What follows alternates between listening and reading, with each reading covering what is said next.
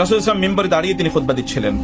হঠাৎ করে শোনা যাচ্ছে যে কেউ যেন মানে কান্না করছে, মানে খুবই কান্নার করুণ আওয়াজ ভেসে আসছে। সাহাবায়ে কেরাম তার দিকে তাকাচ্ছেন, কাঁদছে কে? রাসূল সাল্লাল্লাহু আলাইহি ওয়াসাল্লাম বুঝতে পারলেন কে কাঁদছে। তিনি খুতবা বন্ধ করে দিলেন, তার মিম্বার থেকে তিনি নামলেন। নেমে ওই যে যেখানে খেজুর গাছের গুড়িটা আছে, ওই খেজুর গাছের গুড়িতে গিয়ে তিনি একটু হাতটা বুলিয়ে দিয়ে বললেন, কি যেন একটু ফিসফিস করে তিনি বললেন। এরপর হঠাৎ করে কান্না বন্ধ। লোকেরা ভাবলো ঘটনা কি, কাঁদছিল কে? তার মানে খেজুর গাছের গুড়িটা কাঁদছে। তাকে বলা হলো যে আপনি বলেছেন কি? তিনি বলেছেন যে আমি তাকে বলেছিলাম তুমি জান্নাতে আমার সাথে থাকবা, কোন টেনশন নাই। যখন তাকে এই কথা বলা হয়েছে তার কান্না শেষ। খেজুর গাছের গুড়ি যার জন্য কাঁদে তাকে কি আপনারা জানবেন না? আচ্ছা, তার চেয়ে সফল মানুষের পৃথিবীতে কে আছে? আপনি বলুন তো, এই পৃথিবীতে কার নাম উচ্চারণ করা হয় প্রত্যেকটা সেকেন্ডে, প্রত্যেকটা ন্যানো সেকেন্ডে আশহাদু আন্না মুহাম্মাদার রাসূলুল্লাহ। পৃথিবীতে এমন কে আছে যার নাম এই পৃথিবীর সবচেয়ে, আপনি যদি নেপোলিয়ন থেকে শুরু করে, আপনি যদি একেবারে আলেকজান্ডার দ্য গ্রেট কথিত, অথবা রাজনীতিবিদ আব্রাহাম লিঙ্কন, অথবা তার চেয়ে আরো অনেক পাওয়ারফুল যদি আপনি ক্ষমতাশালী অথবা সম্পদশালী কারো কথা যদি আপনি বলেন, আপনি কার নামের পরে আলাইহিস সালাম অথবা আলাইহিস সালাতু ওয়াস সালাম বলতে হয়? কারো নামের জন্য না, কারো নামের সাথে না, অথবা কার নাম গগন বিদারী আওয়াজে উচ্চারিত হয় প্রত্যেকটা মিনার থেকে, প্রত্যেকটা মেম্বার থেকে, প্রত্যেকটা ন্যানো সেকেন্ডে কে? এমন কোন মুহূর্ত আছে যে মুহূর্তে আপনি তার প্রশংসা করবেন না, আপনি তার গুণগান গাইবেন না? এমন কোন মুহূর্ত নাই।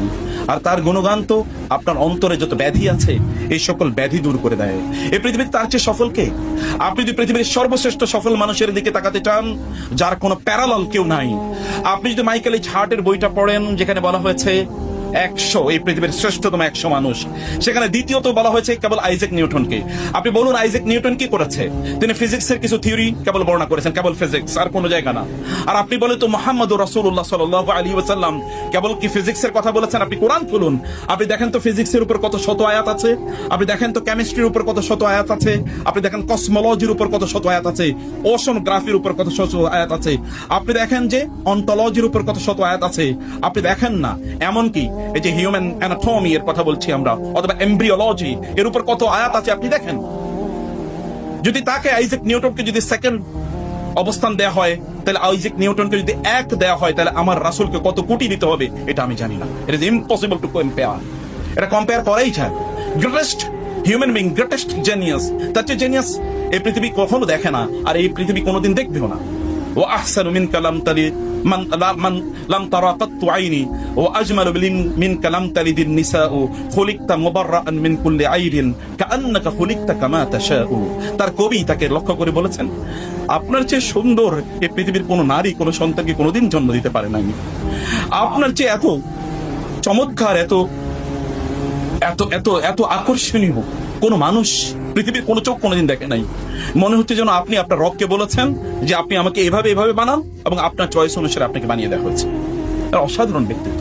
তিনি এমন একজন মানুষ যার কাছে তার শত্রুরা এসে বন্ধু হয়ে যায়। আপনি একজন বলেন তো, শত্রু, আমরা তো বন্ধু থেকে শত্রু বানাই, কিন্তু তার শত্রুরা তার কাছে এসে মুহূর্তের মধ্যে বন্ধু হয়ে যেত। আপনাদের মধ্যে এক ইয়াং যুবক, অর্থাৎ এক যুবক এসে বলেন, ইয়া রাসূলুল্লাহ এযান লি বিজ্জিনা, আমাকে জেনার অনুমতি দেন।